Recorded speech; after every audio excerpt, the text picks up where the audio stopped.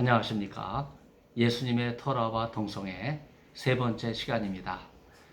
어제는 어버이날이었는데 여러분 많이 바쁘셨죠? 저는 개인적으로 아내 생일이었기 때문에 눈코 뜰 새 없었습니다. 아내를 두려워하지 않는 자는 하나님을 두려워하지 않는다. 이런 이야기도 있다고 합니다. 아무튼 오늘 예수님의 토라 가운데 예수 말씀 복음서 7장 23절 나 때문에 넘어지지 않는 사람은 복이 있다 하는 이 말씀을 중심으로 동성애에 적용해 보도록 하겠습니다.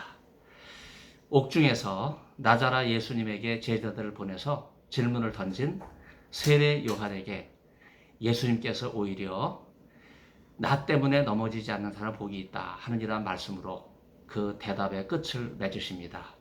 이 규절에 넘어진다라는 규절은 걸려 넘어진다라는 단어로 번역해 볼 수도 있습니다. 예수 말씀 복음서 Q 17장 1절과 2절에도 걸려 넘어지게 하는 일들이 반드시 오게 되어 있다. 작은 사람들 가운데 하나를 넘어지게 하는 것보다 연자 맷돌을 그 목에 메고 깊은 바다에 빠지는 것이 그에게 더 낫다. 이 엄청난 말씀을 하시기도 합니다. 성지 가시면 연자 맷돌, 우리가 시골에서 보는 맷돌과는 풍경이 다르죠. 짐승이 돌렸기 때문에 어마어마합니다. 그것을 목에 내면 아무도 깊은 바다에서 헤어나오지 못할 것입니다. 넘어지든 걸려 넘어지든 혹은 넘어지는 것이든 넘어지게 하는 것이든 네 가지 표현이 나오는데 모두 헬라어 단어인 스칸달에서 유래된 것입니다. 우리말에 넘어지지 않는 사람은 실족하지 않는 사람 이렇게 번역하기도 합니다. 나자라 예수님 제자 가운데 예수 때문에 넘어진 사람이 누구일까요? 두말할 것도 없이 가룟 유다가 가장 대표적인 인물일 것입니다. 배반자의 글을 오히려 칭송하는 유다 복음서가 나올 정도로 초기 교회에서 가인파 이단의 맥을 두고 있는 이 문서, 이단의 위력 대단합니다. 가인파 이단은 창세기로 거슬러 올라갑니다. 창세기 3장을 읽어보십시오. 하나님께서 아벨의 제사만을 받으시자 가인이 시기하여 동생을 죽인 이래로 그를 숭배하는 자들은 가인을 떠받들기 시작했는데 오늘날까지 사탄 숭배자가 그 명맥을 이어가고 있습니다. 영주주의에 뿌리를 두고 있는 사탄 숭배자는 이슬람 못지않게 기독교의 엄청난 반대 세력인데 일반인들은 그 실체와 뿌리에 대해서 제대로 인식하지 못하고 있습니다. 초기 기독교 역사를 최초로 기록한 이레네우스는 4세기에 가인파 이단을 가룟 유다에 연결을 지어서 유다 복음서를 일찌감치 영주주의 이단 문서로 규정을 하였습니다. 그보다 훨씬 앞서서 2세기 말 한 185년경에 대표적인 교부들인 오리게누스와 테르툴리아누스는 참 묘하게도 똑같은 제목 이단 논박이라고 하는 책을 통해서 영주주의를 이단으로 규정을 하게 됐습니다. 유다복음서는 역시 5세기에 에피파니우스가 파나리온이라고 하는 방대한 책을 통해서 이단 문서로 규정한 이후에 역사 속에서 자취를 감췄습니다. 왜 이 문서가 사라졌을까? 많은 의미가 있는데 영주주의 문서 가운데 가장 대표적인 이단 문서이기 때문이다. 저는 그렇게 추정합니다. 클레아몬트 대학교의 제임스 로빈스는 나그 하마디 문서를 연구한 대표적인 학자인데 1980년대 중반에 콥트어로 된 이 나가마디 문서를 영어로 번역해서 전 세계 학자들의 관심을 불러일으켰 그런 일도 있었는데 유다 복음서를 일찍이 알고 있었어요. 그런데 골독품 상의 독점권에 막혀서 비밀리에 연구를 진행할 수밖에 없었습니다. 그러다가 이 문서가 돌고 돌다가 2007년 부활절 내셔널 지오그래픽 봉쇄 조치가 풀리면서 세상에 드디어 다시라고 말해야죠. 정체를 드러낸 문서입니다. 이때를 맞추어서 그 즉시 이미 준비된 책인 유다복음서에 대한 비판 단행본을 출판하여 한국을 방문한 로빈슨은 유다복음서의 허구와 영주주의 이단인 가인파의 계보를 들추면서 장신대에서 학술 발표를 했고, 동안교에서 대중문화 세미나를 했고, 동아일보에서 인터뷰했고, CTS TV에서 영주주의 자담회를 하고, 그리고 출국하시는 날 오전에 일찌감치 예수 말씀 연구소 창립 행사를 하시는 참 뜻깊은 일이 있었는데, 이런 일을 통해서 지난 2000년 동안 교회가 중요시했던 예수 말씀을 중심으로 한 정통신앙에 근거하여 이단 문서, 특히 유다복음서와 영주주의를 비판함으로써 이단이 실제로 얼마나 교회에 위협이 되고 있는 세력인지 그 경각심을 일깨워준 바가 있습니다. 영주주의 이단 문서인 유다복음서는 가론 유다를 배반자가 아니라 오히려 예수님께서 십자가의 죽으심으로 공생의 사역을 성취해야 하는 일을 제자들은, 아니 어떻게 스승이 메시아로 오신 분이 십자가에 죽으시나 아직 이해하지 못하고 있을 때 유다만이 그 비밀을 알고 영적인 지식인 바로 영지를 알고서 예수님의 사역을 도운 인물이다. 정말 이단적인 생각이죠. 그래서 유다를 가론 유다 배반자인데 지도자로 추앙하는 그런 문서입니다. 이런 유다복음서의 내용은 은밀하게 자기들만 지식을 알고 다른 제자들을 배격하는 지극히 교만한 태도에서 나온 겁니다. 이중적이죠. 이런 이중적인 잣대는 플라톤의 이원론에 뿌리를 두고 있습니다.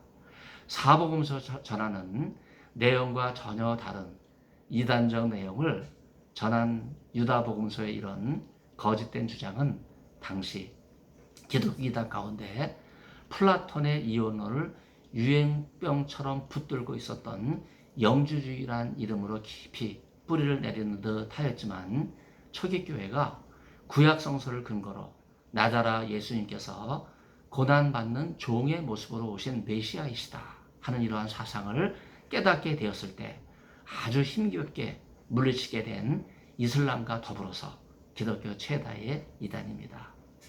이단은 나자라 예수님 때문에 넘어집니다. 여기서 넘어진다는 단어 헬라어 스칸달은요, 오늘날 그 어원과 상관없이 성적 스캔들인 추문으로 사용되고 있습니다. 그러나 원래 의미는 오늘 예수님의 토라가 분명하게 말씀하고 있는 것처럼 예수 때문에 넘어지는 것을 의미합니다. 왜 이단입니까? 제가 이상한 질문 같지만은요, 처음에는 예수 믿는 것 같고 교회 안에 똑같이 있기 때문에 전혀 구별이 없지만은 시간이 지나면 점점 본색을 드러내서 달을 이자 끝단차, 끝이 다른 게 이단입니다. 이단 가운데 기독교 이단이 참 말할 수 없이 추한데, 그 중에서 동성애를 이단으로 생각하는 것, 여러분 들어보신 적이 있습니까? 어떻게 동성애가 이단일까? 제 주장이 아니고 지금부터 2년 전 제103회 통합총회는요, 코테이션 하겠습니다. 퀴어 신학 가로 열고 동성애, 양성애, 성전환 가로 닫고 이단, 이렇게 결의를 하였습니다. 포스트 모던주의를 대표하는 푸코는 인간의 육체는 사회 제도의 영향을 받고 국가는 인간을 통제한다, 이런 주장을 한 적이 있습니다. 이런 주장에 덧붙여서 인간이 성적으로 억압되었다 하는 이러한 적용을 하면서 동성애, 양성애, 성전환을 부추기는 이런 해석의 물꼬를 텄는데, 기독교 관점에서 보면 이런 주장은 가히 이단적입니다. 동성애가 왜 이단입니까? 하나님께서 남자와 여자를 창조하셔서 부부를 이루게 하시고 자녀를 출산하게 하셨는데, 남자가 남자와 더불어 여자가 여자와 더불어 부끄러운 일을 행하니까 하나님이 그대로 내버려 두셨어요. 이런 동성애는 하나님의 창조 질서를 어지럽히는 것이기 때문에 예수님 당시, 바울 당시 이방 신전에 가득했던 우상 숭배와 같기 때문입니다. 왜 양성애가 이단입니까? 남녀 사이의 성행위를 하면서도 육체의 쾌락을 극대화하기 위해서 남자가 남자와 더불어 여자가 여자와 더불어 은밀하게 음행을 불태우는 이러한 행동도 하나님께서 신구약성경 도처에서 악독으로 규정하신 우상 숭배에 해당하는 것이기 때문입니다. 왜 성전환이 이단입니까? 천부의 인권으로 지음받은 생물학적 남녀 성별을 거부하고 자신이 사회적 성을 선택할 권리가 있다. 무슨 말입니까? 내가 왜 태어난데 남자인데 남자를, 여자인데 여자를 그대로 따를 필요가 있느냐? 이제는 내가 깼으니까 내가 사회적으로 성을 선택할 권리가 있다. 이렇게 주장하면서 인위적으로 외적인 모양만 하고 호르몬 주사를 맞음으로써 하나님의 뜻을 거부하는 것도 육체를 섬기는 우상 숭배이기 때문에 하나님께서는 철저하게 인정하지 않으십니다. 이러한 동성애, 양성애, 성전환이 하나님의 창조 질서를 어지럽히는 것임에도 불구하고 괴상한이라고 하는 뜻이 퀴어지요. 퀴어 신학이 성경을 왜곡하는 이러한 주장을 되풀이하고 있는데 이것은 결코 새로운 것이 아닙니다. 성경을 놓고 보면 삼척동자도 다 알고 있는 억제 주장들을 아주 신성모독적으로 하고 있습니다.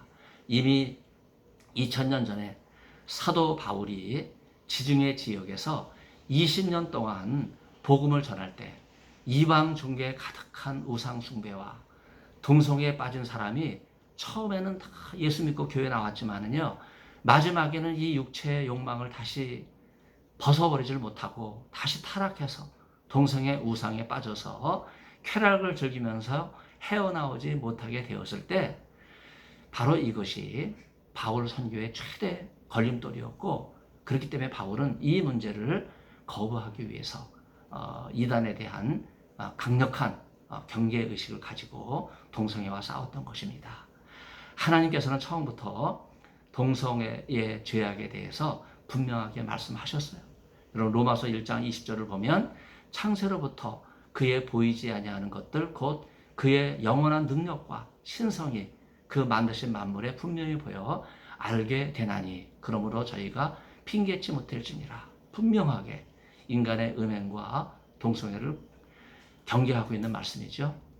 그런데 이 말씀의 배후가 되고 있는 유대인들이 너무나 잘 알고 있는 히브리 자문이라고 볼 수 있는 솔로몬의 지혜서 13장 보면 하나님을 모르는 자들은 모두 태어날 때부터 창세기 1장에 로마서 1장에 창세로부터 하는 이 단어를 연상시키죠. 어리석어서 눈에 보이는 좋은 것들을 보고도 현존하시는 분을 알아보지 못하였고 행하신 일을 보고도 그것을 이룩하신 분을 알아보지 못하였다. 그래서 창세의 때와 태어날 때 로마서와 솔로몬의 지혜서 이미 하나님께서 행하셨고 그 뜻이 무엇인지 분명히 알려주셨고 알지 못하였다, 알아보지 못하였다. 솔로몬의 지혜서가 이렇게 부정적으로 표현하고 있는 것을 바울은 로마서에서 분명히 보여 알게 되었다. 이렇게 긍정적으로 선언하고 있는 것을 볼 수 있습니다. 바울은 하나님께서 창세로부터 태어날 때부터 모든 것을 알도록 분명하게 말씀하셨기 때문에 남녀를 창조하시고 가정을 이루게 하시는 이 창조의 섭리, 이것을 아무도 핑계댈 수 없다고 선언하면서 하나님 무엇을 밝히 드러내셨습니까? 우상 숭배가 잘못된 것, 인간의 육체를 거부하는 것, 하나님께서 세우신 순리를 거부하고 영리로 쓰는 것, 이러한 인간의 생각, 사회 제도, 국가가 이념을 통제하려고 하는 이런 내용들, 바로 이것을 사도 바울은 경계하고 있는 것입니다.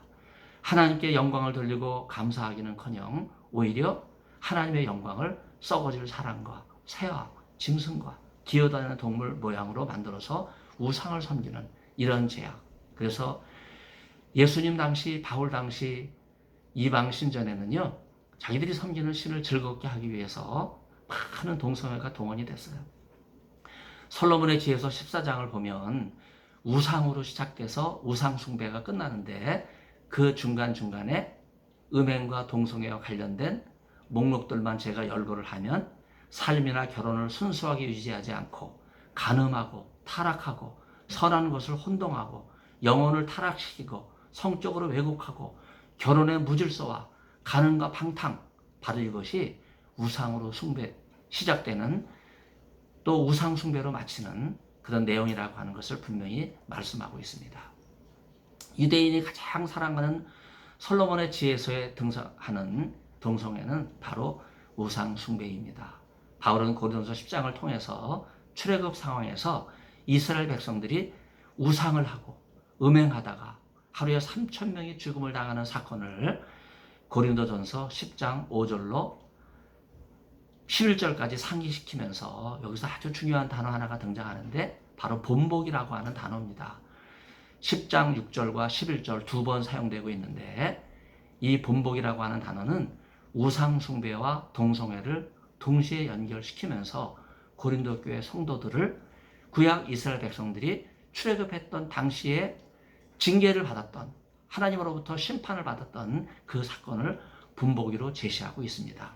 이러한 가르침에 대해서 바울은 분명히 8절 하반절에서 우리는 그들과 같이 음행하지 말자. 14절에서 그런즉 내 사랑하는 자들아 우상 숭배하는 일을 피하라. 여러분 이 두 구절을 연결하면 음행과 우상 숭배는 하나로 연결됩니다. 고린도 교회 성도들에게 경종을 울리면서 왜 성경이 음행을 우상 숭배로 연결하는 동성애로 규정할까? 그 이유는 음행과 동성애는 분명히 다른 단어예요. 그러나 우리는 솔로몬의 지혜서의 그 악동 목록 쭉 살펴본 것처럼 결국은 은행이 예수님 당시 지중해 세계에 널리 퍼져 있었던 이방 제사의 공창 제도를 통해서 동성애 성행위가 인간 육체의 지극한 즐거움을 통해서 이방인들의 신전 종교 예식에 만연된 것을 우리는 고발하고 있는 것입니다. 바로 여러분 가이사라 빌립보 성지를 많이 찾는데 그 신전터 벽에 있는 많은 그 판신전, 바니아스 신전 그 터를 여러분들이 발견하게 될 것입니다. 좀처럼 그 내용을 깊이 이해하지 못하고 그냥 용천수, 안반에서 솟아오르는 그 엄청난 물만 보고 아 놀랍다 감탄하고만 오시는데 사실은 판신은요 그리스 로마 신화에서 다산의 상징으로 등장합니다. 머리에는 뿔을 달고 있어요. 용천수처럼 솟아오르는 그 바니아스 폭포가 이 지역에 풍요를 가져온다 하면서 이방 신전들이 우후죽순처럼 생겨났는데 그 사람들은 거기 갈 때마다 다 거기 엎드린 거예요. 그 사도 바울도 이런 상황을 너무나 잘 알고 있죠. 예수님께서는요 제자들에게 질문을 던집니다. 사람들이 나를 누구라 하느냐? 그때 베드로가 주는 그리스도시요 살아계신 하나님의 아들입니다. 이렇게 고백을 하는 놀라운 신앙 고백.